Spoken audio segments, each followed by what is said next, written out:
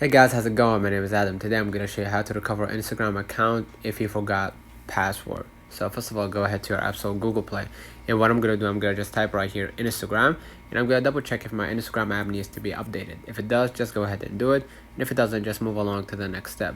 And I'm going to check my newest updates right here, right?